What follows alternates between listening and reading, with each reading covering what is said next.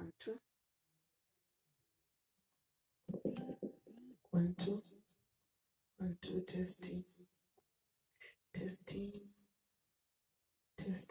1 2 1 2 testing 1 2 testing blessing report we say blessing beauty story muri say kwatete muri raitire mwana wangu my ups rumbi munambi uri snake my head rosi kudzi uri boy uri party uri say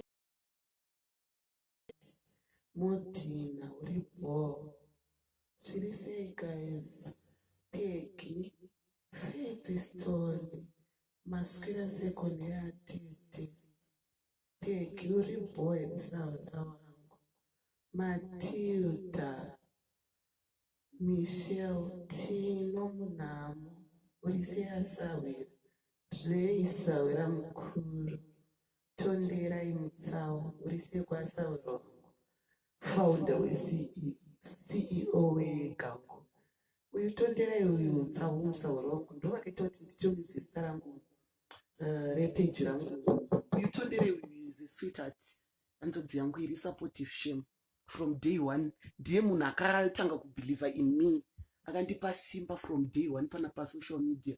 Do you know kuti pane vamwe vanhu vekuti anomira sehama yako nonoita musiri hama pablood but spiritually munenge muri hama akandifarira akangondifarira from day one even pakaitika hondo dzangu naex wangu yoyo akamira nenu yanonzi tondera iyoyo saka ine nyaya yekuita makuhwa ndandisati ndanyatsoziva kuti peji rangu ndori pachii makuhwa tondere akati chiyera imimi sezvo gurupu renyu imimi munosanganisa nyaya hamumire nenyaya one munouya muchiti nyaya tikutanga nenyaya yakati but munouya mangwana munodziisa dzese at the same time asendesana piruri sili uri bo saka akabva tichiyera itai gango because mugango munobikwa nyama dzese mugango dzinoiswa nyama dzese but iri poto one munoiswa beef munoiswa poko saka riitei gango station nditondera yakandipa zita iroro sisi vangu vabva vapfekera uri sei kuchiyera wacho shumba masibando uri sei kusawiro wangu I miss you so much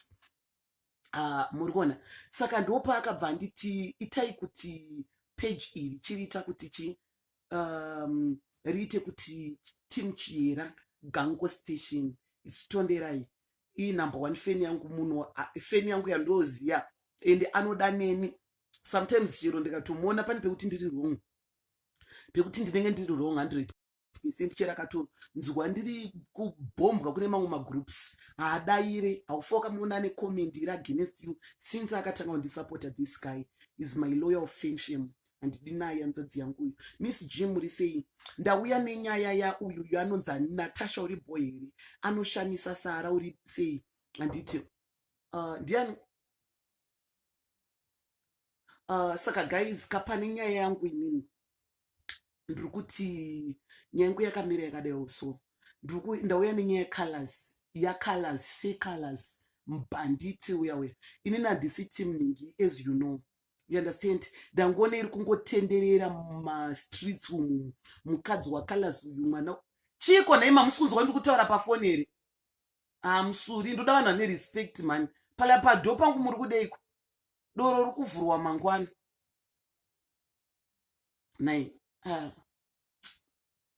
don't ndisafokete vano ndiri palife vanhu unoka ndiana asi kudaira gerende mberi nenyaya handidi kana ndiri palife handidi kudisturba handitombodi zvekudisturba I don't like that handitombozvi muri kunzwa saka pane nyaya yangu guys muri kunzwa nyengo yakamira yakadaiwo so uyu mukadzi wacolors anonzi Moila mwana waEric Knight uyo kumboita mvenge tichikura tichiri vacheche aive DJ wepaZBC kumvenge ainzi mvenge ezomugidho handiti mwana wake anonzi Moila akaroorwa nacolors mushure mekunge aendesa mukadzi wekutanga wacolors ainzi Maita Wanda muri kunzwisisa saka colors paakatanga kunaka atanga kusimba akabva atanga kuona kunge asina class nebhebhi rake raakatorana naro vari vadiki kupi kumbare, uri kunzwisa.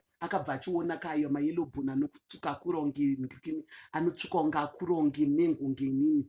Akabva anotora Moila bva asiya mukadzi wake. Handiti saka Moila, iwewe ndoda kumbokubvunza iwewe Moila, you know, inini hangu ndinomira nechokwadi. Hapasi pese pandongoti I'll stand with the ladies, but ndiri kuona kuti vakadzi vari wrong. Vakadzi ndoda kuti mupabatisise ipapo, you understand? Ndoda kuti mupabatisise. Moila wakatora murume womunhu. Yes, munyika hapana nonzi murume womunhu, munhu ndewaMwari, muri kunzwisisa. Asi wakaendesa mumwe mukadzi because you wakateka advantage pauri wewe Moila.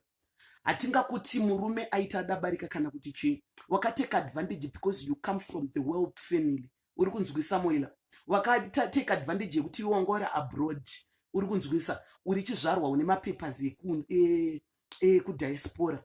Uri kunzwisisa. Wakateka advantage yekuti mukadzi watawanda waive naye anga ari wekumbari ari chii, you understand? Havasi vese vakafanana. Freeman akabva nemukadzi wake waakatanga naye kusvikira paari right now achingori. Wakauya ukatora murume womunhu wofungidzira kuti marriage yako ichangova sweet, ichangova sweet. Iwe Mwari ndiwe munhu wese mani. Mwari agare padhini pako iwewe. Uri kunzwa Moila? Saka tamba iri kurira. Kana redhiyo ikarira chitekete nyatsotamba museve, uri kunzwa? Ikarira rumba nyatsokoira uchitamba ndombolo, uri kunzwa?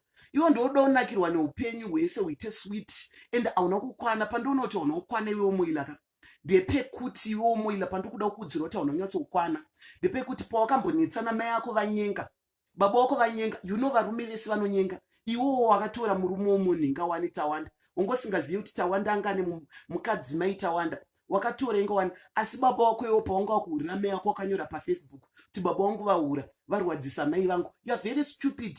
Iwo ndofunga unotora madrugs, burongora uri kusvibisa zita raTawanda raColors, ende wakapusa. Remember sadza Mariere ndiri kubva pakuimba kwaColors. Wakuda kumusvibisa kuti vanhu vasvibe nezvake, akasaenda kumashows. Uchadyei newewe? Iwe uchadyei? Uchagenei? Endo urida kudzikisa talent yemunhu wakasvika iripo. You are very stupid Moila. You are very stupid. Hauna nombokwana. Last time wanga wasvibisa zita rababa wako. Hey, baba vangu vahura. Wakurwadziwa nekuhura kwababa wako. Mai ako iwe newe ndiwo usingade kuhurirwa, asi iwe uchihurira vamwe. Haudi kuhurirwa, inini ndimusingade kuhurirwa. Iwe wakatora murume womunhu zvikanaka, zvonaka zviri kwashuga kwamunyu zvovava. Wakatora Colors uya, sei Colors aive nemukadzi wake. Muri kunzwa? Kana iye Colors ndomblema ipapo. Dai paakaona kuti arikuda masaladi akadi kugezesa mukadzi wake, akadi kumuzorowo ngirikini Carolite iyoyo, achinotora brand ambassador weCarolite, akadi kutengerawo mukadzi wake Carolite, omuita brand ambassador wemuDenmark, pane kunotorawo mamwe mabrand ambassador kudhara.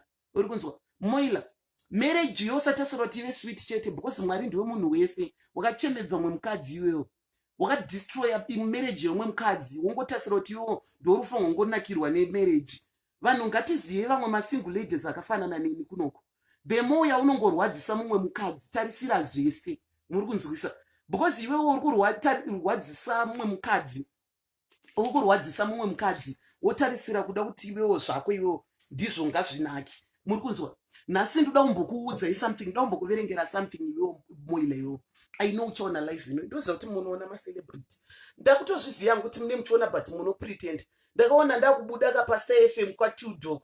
Pakungodzi chiyera evidence akati takangonzwa Tilda kuti regerai timbokuverengerai, timbotanga tambokuplayirai zvataurwa nevamwe vanhu. Muri kunzwa paplayer zvakataurwa neni. Unoziva kuti chiyera vakanyanya.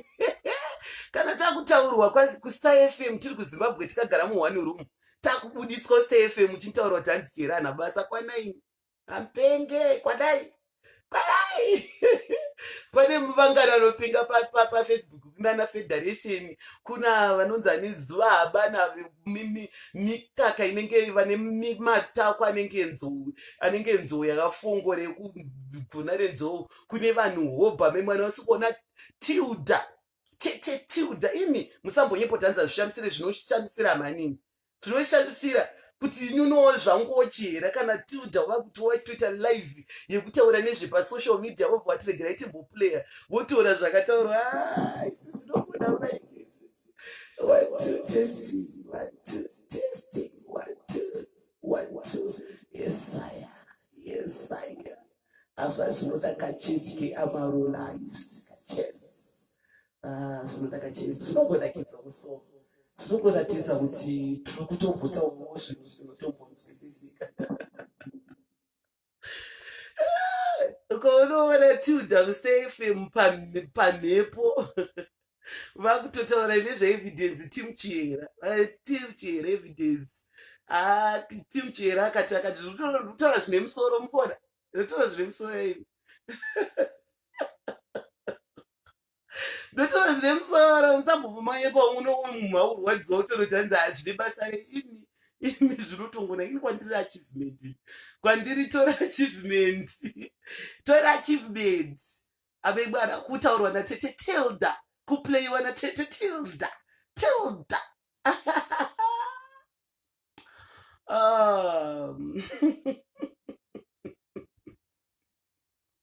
I love you more, Eileen. Takataurwa nanatudhourodzo kuti aiwa tiri kutaura zvine musoro, tutaura zvinonzwisika. Go back to our story.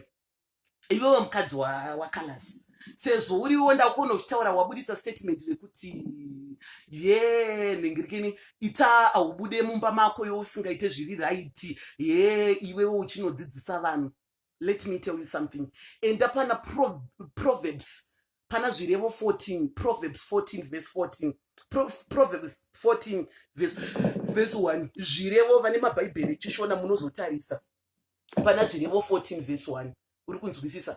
Proverbs 14 verse 1 inotaura kuti a very wise woman buildeth a house, but the foolish bruiteth it down with her hands. Is that waiting in his uprights fear of the Lord, but that is perceived in his way desperate him. The mouth of the foolish is the rod of pride, but the lips of the wise shall preserve them. Uri kunzwa? Hanzi mukadzi akangwara anovaka imba yake nemaoko ake, asi benzi rinoputsa nemaoko aro. Muri kunzwa? Shuwa here sisi vela ndokufara. Hanzi mukadzi akangwara anovaka imba nemaoko aro, asi benzi rinoputsa nemaoko aro. You understand? Uri kunzwa? Vamwe vasina kuverenga izvezvi nebhaibheri rangu ragara ranga riri padhuze nhasi. Ndosaka ndakuverengera ini takaribata, but usually ndinoziva because pande ndisina zvekuita nditi ndinoverenga ndiri mumba. You understand? So munongozoverenga omega nditi zvirevo 14 verse 1 kusvika ku3. Muri kunzwisisa? Apa ndinozodapo panonzi in the mouth of the foolish is the rod of pride. Ndo pandinodapo, but the lips of the wise should preserve them. Muri kunzwa? Saka iwewe Moila, pane nyaya yangu ndepekuti uverenge zvirevo 14 verse inotaura kuti mukadzi akangwara anoputsa maoko, anoputsa imba yake ega, but akangwara anovakidzira. Zvawaita zviya kuratidza kuti you are very stupid. Hanzi vari kuda kuratidzwa picture yomwe munhu achibonyora. Zvine musoro wei izvozvo? Zvine musoro wei? You are very stupid iwewe. You're very stupid. Zvine musoro wezvo uri kutaura zvotanzi ndoda kuonekwa achinhingirikina murume wangu achibonyora. You call yourself kuda kudiwa. Unodika sei? Last time ndosaka rakashwapaudzwa naKalasi rakazonyepa kuti hanzi advertise yesong. Unotadza kurohwa sei uchibehave unge benzi. Unotadza kuningirina uchibehave unge hure rembwa kana hure rembwa chero rikaiswa mumba rinodzikama, because rinenge chiziya kwarakabva kuti andidudzokera kuKenani ukandidudzokera kuLodiba. Uri kunzwa? Ringe nyatsozoti andidudzokera kuLodiba ndoda kuenda kune imwe new place. Why? Iwe Moila, instead ndiwe uri kutofuna kunyatsobuilda imba iye because iyaya iri kutoda cement yakawanda because wakatorera mumwe mukadzi, wakachemedza mumwe mukadzi, une ningirikini umwe mukadzi, wakavaka imba yako nemusodzi wevamwe vanhu wanzwa, wakavaka imba yako nemusodzi wemwe munhu. Saka tarisira kuti hainyatsosimba because pari kuda mvura yakawandapo, but pakashanda musodzi. You understand? Saka Moila, pane nyaya yangu kandingokuti musuri iwewe, musuri wako Moila, uri kutofunga kuti wakapenga stereki. Last time wakazvita kuna baba wako, ukona you're very stupid kana uchisvibisa baba vako iwewe. Iwewe uchimbosvibisa baba wako right now wapedza. Ezvino waningirikini, ezvino wakumurume uri munhu akaita sei? Uri munhu akaita sei? Remember kala zatoriwo nevakadzi vari kutomudawo. uri kunzwisa atori nevakadzi hobho vari kutomuda neweakness yauri kutaura vane mari vamwe wasina, you understand. Utoriwo nelaki kuti wakatora murume munhu watoitawo laki wakatosiya inga wani kuchando diaspora ukauya kuno kuafrica uzogara africa, uri kunzwisa kuratidza kuti wakamuda. Dika moila taiti, dika iwewe moila taiti, mwana waEric Knight iwewe. Last time wakabudisa bobo wako kuLondon kuti vari kurwadzisa baba vangu vari namai vangu. Mukadzi akangwara anovaka imba yake nemaoko ake, benzi rinoputsa nemaoko aro. Zvandinombogara ndichitaura each and every day kuti beauty can take you to a palace, but your character determine how long are you going to stay in that palace. Ndinotaura statement iyoyo futi kwauri iwewe wakanaka, wanzwisisa. You are very beautiful, you have a nice structure, but look, character yako yakurambidza kugara. Character yako beauty kunaka kwako kwakaattracta colors, celebrity handiti, but unhu hwako watadza kuti ugare mupalace macolors. Uri kunzwisa? Unhu hwako iwo hwatotadza kuti ugaremo, but beauty kunaka kwako kwakamaattract akasiya mukadzi wake because of you.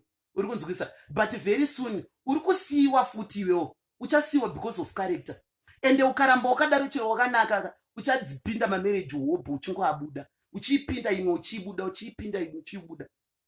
Matthias Mary akati, mwana wangu usaitwa hembe yemubveu, chiso chako chakanaka, izwi rako rakanaka mwanangu, paizvi zvose hazvina maturo. Mwana wangu iwe usaitwa hembe yemubveu.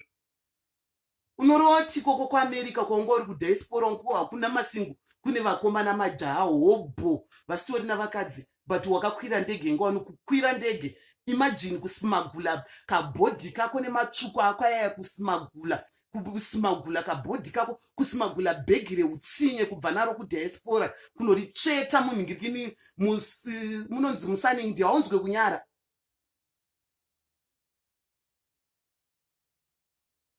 Taura izvoni chinonzi munhu hunhu, uri kunzwisa?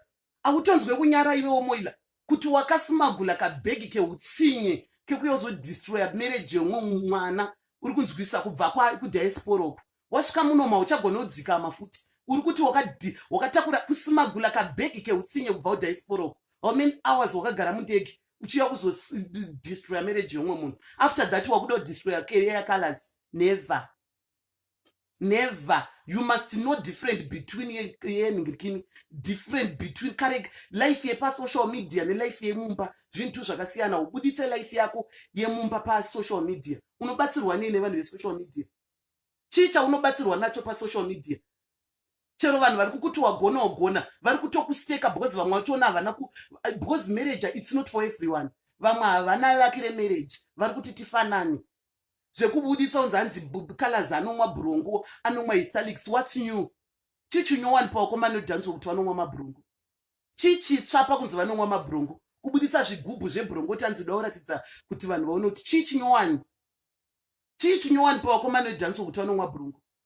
Chichanyanyoshamsira pakuti iwewo wakutobuditsa kuti he anozoningirikina, he anodzidzisa vanhu but iye kumba hasi kuita the same. My sweetheart, kana waonoti colors hasi kukuitira, kwira ingo nemapepe ediaspora, kwira ndege yako, tengerwa tiketi namai yako, udzokere diaspora. Siya colors in peace.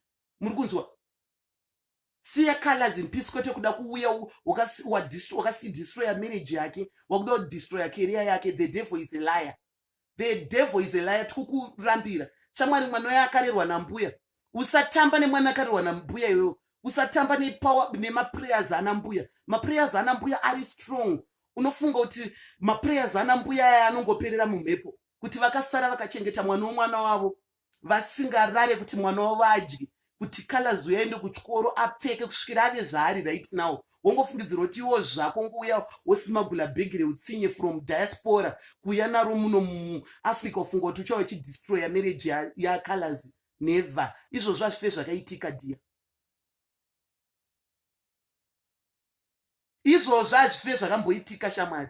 Munamato wesingle lady. Imagine single lady akachengeta mwana wemwana wake. Wongofungidzira kuti iwewo zvako iwo unongosvika utodestroya zveche sekubva kumarriage yake kusvikira mucareer yake. That's a lie. Hakuna zvakadaro. Mwari ndiwe munhu wese maniwe.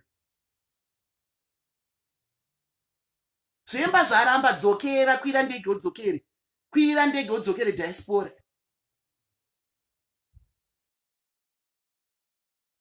Kwira ndege udzokere diaspora kana zvaramba, kwete uda usiye wadestroya life yemwana wevamwe vanhu. Kwira ndege yako, dzokera diaspora moilo. Remember, baba vako chero ukavadestroya career hatinei nazvo, ndimudhara wako, that's why tinombonyota noise because ndibaba wako, uri kunzwa. But hautiwo iwewo futi mabokorwadzi kuti vanyingi, but iwowo ukanotora murume womunhu, watora murume womunhu wahwina, uri kunzwisa. But apa kuda kuzodestroya career yemwana wevamwe vanhu, otadza kuita zvakanaka nokuti ari kumabhurongo. Akakudzwa kuti bhurongo ndo inofanirwa kumisa life yevanhu ndiani. Saka anofanirwa kuregedza kubatsira kunze because anomwa bhurongo nehistalix. Washota chikafu here hauna, washota chero iro bonde. Saka naona zvichinetsa kanesi kunatsoguta tenga gaka shasanetsa mwana wevanhu. Uda kuti aite sei kana sinonyera hana. Saka zvinhu zvakatooma nengatoro nedzimwe stress dzake. Angangoswera kungokuvata chete. Ndo zvega here. Akakudzwa kuti marriage isex ibonde ndiani. Akati kuti munzi madanana ibonde ndiani. Kune vanhu vanotodanana vanopedza kana mwedzi mudzimba musina kumbovatana. Zvemasturbation zvauri kutaura zvine basa reiwe muileyo. Sekalasi iwo. Ndindadaro nchera ndakazvimirira.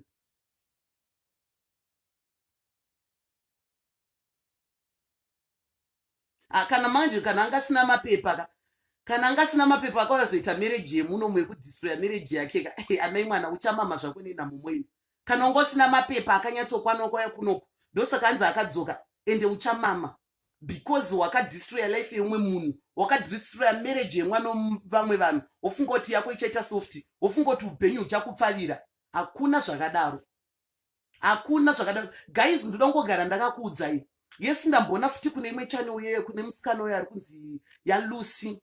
Lucy akadana nemurume womunhu achiziya, adanana nemurume womunhu achiziya. Handiti mukadzi wake akanomuroya, mukadzi wemurume uyu akaenda akanoroya. Then Lucy ndobva Lucy achagoyewo because akaroyiwa, hanzi akuenda kumwedzi kasingapere. Akanorowa go back to sender. Arova go back to sender maigure zvino vari kunzi vakarara pasi. Saka Lucy akakanga achinzi chisununguro mukadzi kakati handidi. Ko inini vakanditisa miscarriage ndikabva nhumbu, handiti ndabva nhumbu right now vakanga chidondura intoriwo nemwana wangu, handiti. But nemumwe mwoyo ndikungokudzwa kuti Lucy, I know you are watching this in life. Lucy, regerera zvinoitika, handiti zvinoitika. Iwo next time usatora varume vevanhu kana usingade kuroyiwa, uri kunzwisa. Unotaura kuti hanzi ndakaita go back to sender. Pane pamwe pekuti asikana munotora murume womunhu morwadzisa munhu zvekusvika pakuti iye kana vana vake hachachengete. Nemamiriro akaita situation vamwe vanhu kwaanenge akabva nemurume ari nothing, uri kunzwisisa, uri kunzwisisa. Saka Lucy chingobatirawo for the sake of kuti wo ndiwakatanga kutadzira munhu uyu. And nemiwo futi vakadzi vemudzimba futi imini, remember kana murume akutadzira, muri kunzwa, murume akakuhurira ukaona kuti zvanetsa, peka mabhegi uende, muri kunzwa, peka mabhegi uende. Zvekuzosvika pakuroya kuti hanzi ndakuda kuroya right now, mazuva ano kwane n'anga maprofita ari kuita go back to sender. How do you feel right now wakugara uri pambedha because of sin? Nenyaya yesini chete, nenyaya yesini makuroyana right now wakugara wakarara mumba nenyaya yesini. Ukaona kuti zvaramba, enda kouroyo, unodzidziswa uroyo wakakura, wakadiverwa namai yako zvakanaka, ukakura zvakanaka, wakuda unodzidzira uroyi wakura. Maunodzidza because hanzi ndiri murume womunhu. Vamwe varume vano uri kunzika. Ukoona murume akuhura zvaunoona, it means hakude. Murume anokuda, varume vese vari kunze uko vari kuhura. Asi ukoona akuhura zvekuti iwewe uone iwewe uchihura, hakude. Hakude, peka mabhegi ako uende. Because end of the day uchaita uroyi humwe uchakuendesa kujeri. Uchamisbehave life yako, waremara ozodzokera kana kuhuririya, kana kuti mese futi munoluza oenda kune mumwe munhu. Saka ukangoona kuti murume wangu ndopepe patinogara tichimbotaura zvimwe statement zvatombodziswa kuti kana uri mukadzi, bata tengesa madomasi, enda unojoina Avon yaya kana zvealoe vera, wotengesawo uri mumba uchidi. End of the day chero murume akahura zverudzi rwupakanza aenda, muri kunzwa, you can stand. Saka dzimwe nguva chinozoita chinozoita kuti iwe usvike pakuti mukadzi usvike pakuti inini handisi kuenda. Sometimes i desperate, yekuti unenge wakufunga kuti ndotangira papi. Saka peipezve kunzi hanzi murume wangu andipe mari ka1 wasungirira, ukasungira aushayi zvekuita. At least chero akanzi aenda muvha yako chitsva chemumwe murume wako kuti dai ndawana mukadzi uyu. Enda ukaona zvatodaroka, it means marriage yoyo haisi yako, uri kumanikidzira marriage isiri yako, you understand? Saka tarisei kana wakusvika pakufamba kuenda kunotsvaga uroyi. Imagine wakutsvagira ngozi mhuri, wakutsvagira because ngozi yeyo uchaita kunzi waunoroya kuti anditorera murume afa, ngozi yayo uye kwauri chete iri kuendera mhuri yese, wakunotsvagira mhuri yese ngozi nenyaya yechinhu chinonzi sini. Ukaona zvaramba, enda tarisa kudotsvaga. How do you feel wanoroya munhu afa because of murume? Ende shiri nemuriro wayo yeregere, mukadzi yachingonzi afa, murume achatsvaga futi imwe girlfriend, kutsvaga uroyi nenyesini. Enda right now inzwa kana wakuswera wakudonha ropa, wakudonha makodo eropa nenyaya yemurume waro wago back to sender. Zvinonzi hanzi chironda mushonga wabate pasina chironda. Remember kana mubhaibheri barika rakanga ririmo, muri kunzwa, barika rakanga ririmo mubhaibheri. Saka iwewe manjeka ukati hanzi nekuti paitika barika wakuenda ukaroya munhu akanorwa go back to sender, zvinodzoka because the devil is a liar. The devil is a liar. Unoita kudaonedza hanzi nemumwe munhu ende mukadzi uyo anondibhuwa, anongogara achingotsenga achidya, ngati ndiri kudya mari yekumba wako, ndiri kudya mari yababa wake. Saka ndo pane nyaya yangu imimi vakadzi vari mudzimba. Ukaona kuti marriage yovava, buda zvako, siyana nazvo izvo, siya zveuroyi. Murume anokuda hure zvaunoona, murume anokuda, anokunyara, anokurespekta, unoita kufungira kuhura kwake asaufa wakakuona. Asi ukangoona murume akuhura zvaunoona, it means haasi kukuda. Pack your bags and go. Muri kunzwa? Ndakudzokera panyaya yangu yaMoira. Moira, iwewo mwana wataitiwo, ziya zvawakafambira.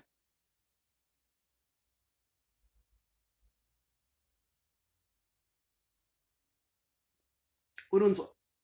Ziya zvawakafambira. Kana ona kuti zvanetsa, kwira ndege yako, dzokera diaspora. Uri kunzwa? Kana zvanetsa, kwira ndege yako, dzokera zvako diaspora.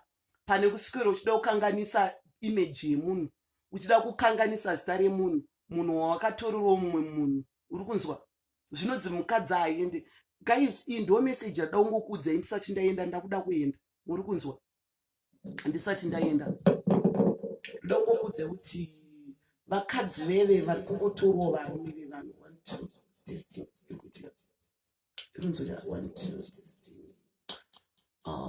Zvinzwita.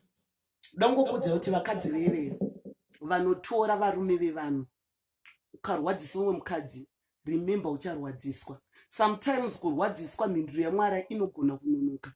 Unogona kungoona kunge yanonoka, but inenge ichasei, inenge ichibuya. Ukangotora murume wemunhu warwadzisa umwe mukadzi, iwe ukagara marriage, lucky you, but tarisira zvese. Tarisira kuti anytime marriage iri kungogona ita sekupwanyika. Anytime uchadonedza musodzi sekudonedza kwawakaita sei kwawakangoita umwe mukadzi. Tarisira zvese, ende tarisira kuti whether kana bonde rikanaka pane pauchanetseka marriage imomo. Saka tambira, pota uchitobatsira dhedhi kutsvairawo rasa zvigaba zvebhurongo izvi, kwete kuita utsvina huri kuita Moira wekuchengeta magaba ebhurongo ayo. Enda uchinorasa. Kana ukatoona kuti mazuva iwo pamwe chikutomupisa kumwa bhurongo, unenge unotaurisa Moira iwo, unenge unotaurisa zvisingaite, pamwe anenge achistika kuti asina kupindura, because anotoona kuti angagara achikudzana everyday. Pamwe ndiwo uri kutomutuma umwa bhurongo iwo Moira iwo, ndori kutotuma kalazi umwa bhurongo, handisi kukutrust, because unotaurisa, anenge ada kuti astiki, asaramba asawana kukurova. Saka iwewo Moira iwo, tsvaira mumba, tora zvigaba zvebhurongo chinorasa, chinopisa, nyatsotsvaira mumba. Ukoona wakuti mazuva ipapo dhimoni rakakubata, poto uchitengera muri mastike bhurongo, handova kutoziva kuti murume wako chinoita kuti astike ngoma, ndonomutengera ngoma, kwete kuya panapo uchipesuka kunge hure raona pari kupegwa bhawa, pari kuiswa foundation yebhawa dzikama. Hatinei nazvo zvemba mako isu. zvamuri kutoitirana nemurume wakadzini nazvo zvebonyora yake ndiye atangoita bonyora. Ingowani kana vakomana vachitanga kukura notorwa nevanhu vakuru nemadzikuru enda navo kurwisa unoti bonyorai vachida kunotumwa nesipemu riri strong ndeupi vanhu gara tavagadzira. Saka chii chitsva pabonyora? Ndaichifungidzira kuti titaura kuti takamuona karara nembwa achirova bonyora zvakachizvinyenga ada ndozvinotoratidza kuti haunake. Ndoye inonzi ndega ndonaka, ndega ndonaka. Ukatoona achitobonyora iwe uripo, it means wakuto uri problem. Unotaurisa zvekusvika pakutoti kana chinhu chake achitomire newe, kana zvinotonyadzisa utobuda utoro kuti murume wako aita bonyora, kutodada nazvo kutoti ninge munhu achita bonyora, kutoratidza kuti haunake. Ukaona murume akubonyora newewe kuratidza kuti hautombonakira, hausisina, hausi value, hautovalue. Imagine nekunaka kwako but murume asingamire sini newe achitonakirwa nerugo rwake kudarika iwewe.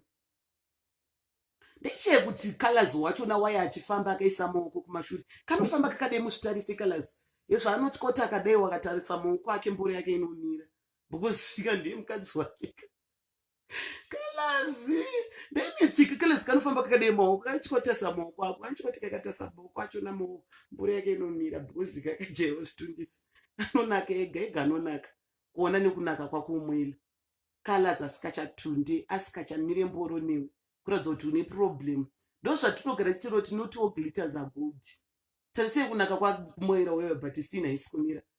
Sini ya colors iri kumiswa neruoko, iri kumiswa neruoko, haichamiswe nekunaka. Ndopamotoroti hei kunaka hei chichi da endeka moilanda kunzwira tsitsi. Chimbotsvagawo twekudzora chika nosina manhamba 11 udhonze dhonzo kuona murume asikachamisirwe nechinhu akumirira chinhu chake chakumira parwoko akutofamba akaviga ruoko rwake because akutonakirwa neruoko rwake kudarika iwewe.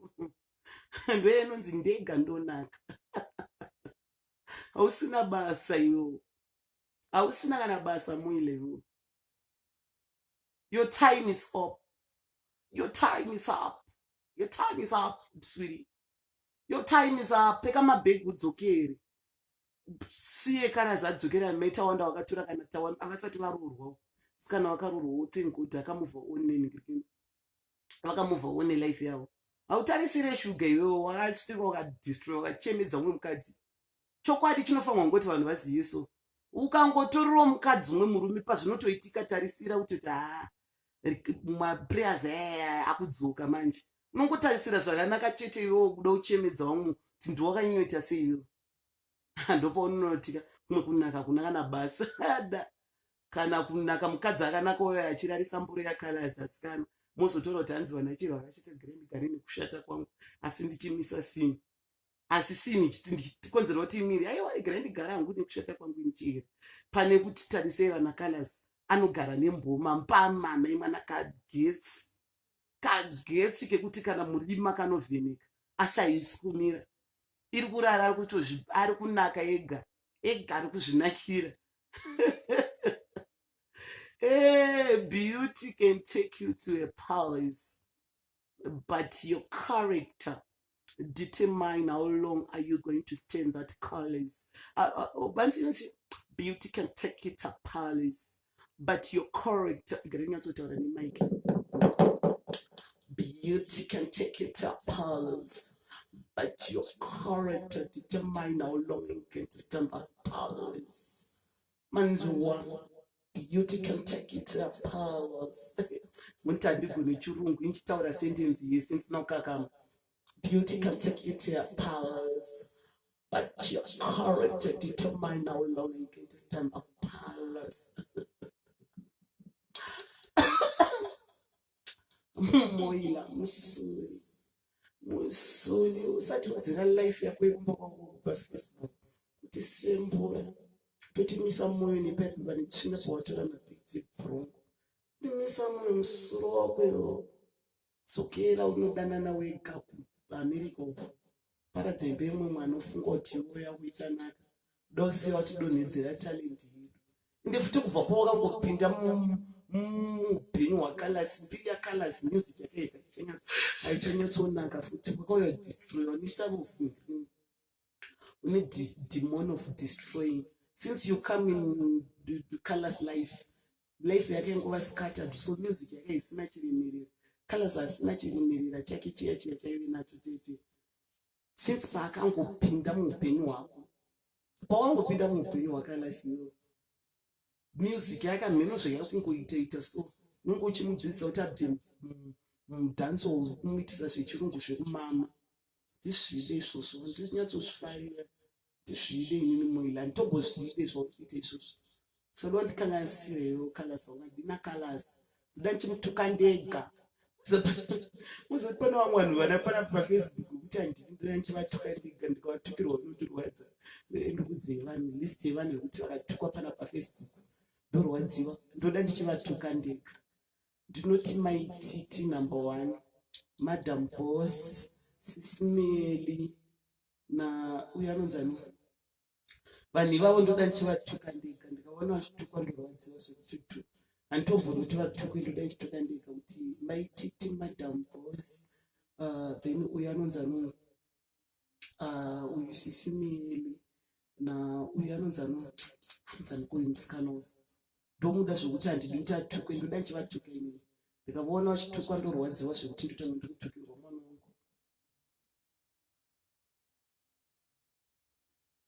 Ndine vanhu 5 vangu vemuzimbabwe vandisingatombodi kuti vatukwe. Japraisa, ndikatukirwa Japraisa naIndimuridzo, ndoita kurwadziwa zvisingaite. Vanhu ivavo ndovada ndini navo, ndoda ndichivatuka. Indimuridzo ndoita kumirira, ndoita kunge ndijunior ari kutukwa, ndoita kumirira, handidi. Ndorwadziwa zvokuti kumunzi wachitukwa. Naolinda Chapero, yes, Tatalicious handimufari, handinyatsomfarira, handinyatsomuzwisa.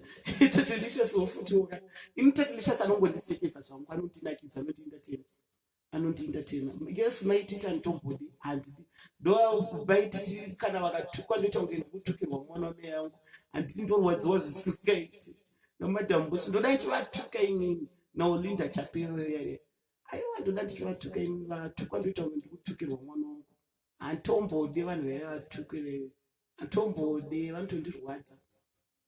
Tatalicious mazuva akapera, but Tatalicious unonyepa vasikana, hanzi naTatalicious ndakabvisa simbi mbuye kwamakore ese. Pandakambotaura mafanzi ake akandituka zvika, ichira unorwadziwa. Tatalicious akaitikaseja, ndikati Tatalicious ane chinhu, zvika Tatalicious haana chinhu, ichira unorwadziwa. Tikati aiwa, ngatirwadziwe nezvi, ndikarwadziwa ndini, rinosisa mvura irini. Muri kunzwisisa? Haana chinhu, ndakachiona pane imwe vhidhiyo so yakadai chakabudikira paSide Vision. Muri kunzwa? Hanzi maika ina volume, ine volume switi 1 2 kunzwika. Ame mwana Tatalicious akaita hanzi ndakashata, ari kutsvaga vakadzi hanzi anotsvaga mukadzi wekumitisa kuti amuzvarire umwe mwana. Saka Tatalicious akanyorwa mazita evanhu akanzi Chira, zvikanisa Chira akashata, but Tatalicious vazvitarisa kana nenyuwo. Chero ndingada kukurarwa nemunhu, zvakasiyana nekuvatwa nechikwambo nekurarwa neTatalicious. Zvakasiyana zvoungararwa nemunhu ane mazamu. Ndizvo ndine Tatalicious yakanyanyisa, ndikatorarwa nemunhu akadaro. Ndakaseka, ndakanotsamwa Tatalicious. Pane Tatalicious achiti tina ashata chichichi. Andakana kumbotsamwa, ndakaseka. Ame mwana kana nini ndingatorarwa nemunhu ane disorder, ndingaone kuti une mazamu nemboro. Mumbozoni.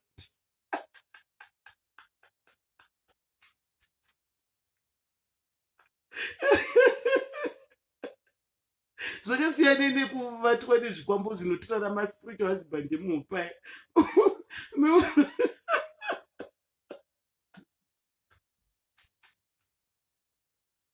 Tatalicious ndikapererwa memwana, handitodei nini, chero dai wanga wakatoda handitombodiwo. Tatalicious handitombodi, kana chero dai ndotora gaka remizwa ndikazvinyenga kana nyere yacho yanyanya, handitombodiwo.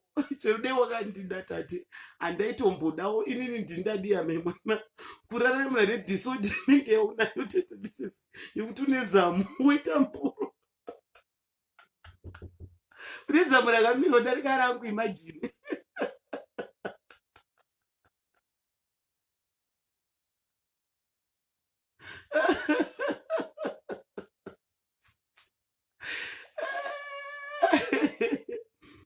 ndisiye zvangu inini. Ndisiye zvangu Tatelicious, iwe siyaerini zvangu. Chero dei wakadaipo pepe, dei wakatongonditi ndikuda, handaitombovumawo zvangu. Saka inini ndakatongonakidzwa, ndakatoseka pandakaona uchitotaura kuti achira aite yeye akazodai ndakashata. Ndikati kuti kublaza vari kuita sekwa, kublaza vari kuti chiko nezvakwa. Inini ndinengada vatoni munhu ane disorder, ndiwedze ndisiyire pamwe madhimoni pane andinawo, ndowedzerwa mamwe madhimoni. Amewonowedzerwa mamwe madhimoni of disorder memwana paipai kurarira titi unoti awedzerwa kupamhidzwa demon of disorder. Imagine ane zamu, ane mboro, anopfeka mini brief, opfeka sketi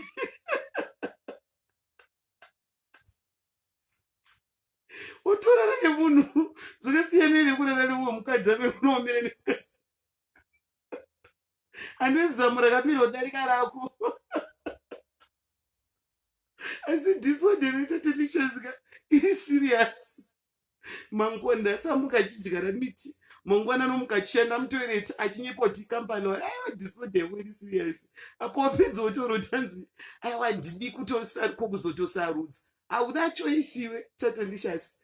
Kana watongoonodawo miti sedotsvaga mapenzi kuSecretary uko, wotongotsvaga dhuhwani rekubisa. Hakuna mukadzi akanyatsokwana ane 5 dzinoyatsodhonza, 5 dzakakakata, ane 5 inotsvaga kumaSecretary ndokune kwaunonhonga benzi rako raunokwasakumitisa uko.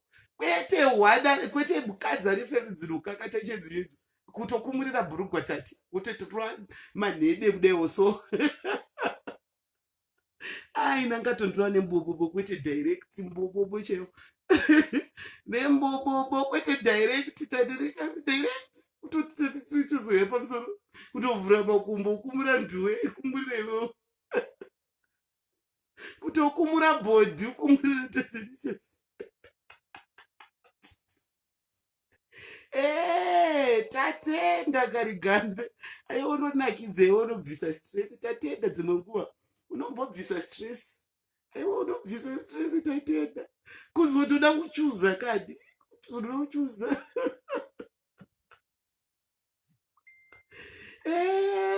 kwakuzotodawo kuchuza kadi iwe airinongatondorwa nembobobo kwete direct. Aiwa ndotsvaga gaka remidzwa memwene ndikazvidhikirira ndosaka richard akabaya memwana aigarira mashuru akadaro iukere munhu aneza mune mboro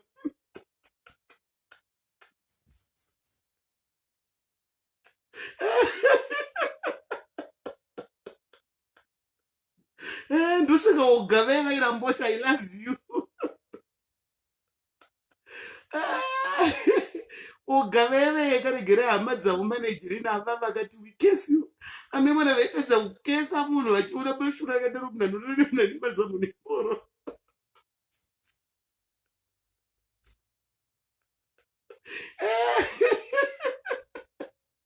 ewe Tatenda neigrade yeringi disorder iwowo Tatenda haigrade yedisorder unonditi ndakashata iwe Tatilicious. Tatilicious usikona kweso laka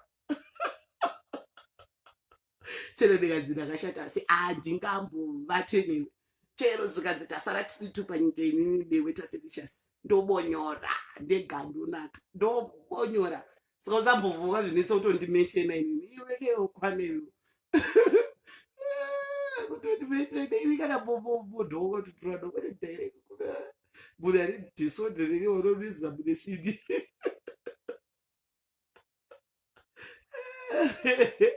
kudai grade disorder zvako haatozika nhasi akamboka achiziti muroi achimbozviti muroi mangwanombomuka akabata bhaibheri achiimba rikati rine vhoisi rekuimba akanyatsokuimbira vhoisi rake represent woshipiriya unoyatso mangwana nomukari hoyu hoya nomukari n'anga wokumurira bhurugwa munhu akadaro asikani unosiya wawedzerwa mamwe madhimoni ekupenga memwana mamwe unongotoriwo nako ekupenga mbija wedzerwa mamwe madhimoni ekupenga siye zvangu ini mesheda vamwe weti musandimeshena zvangu dzanzi ndingandigirira nemunhu ane high-grade disorder yepenga uyu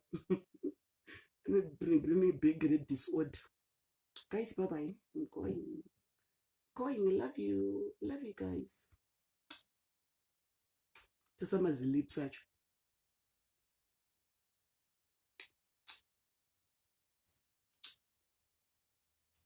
Tatenda musoro wako.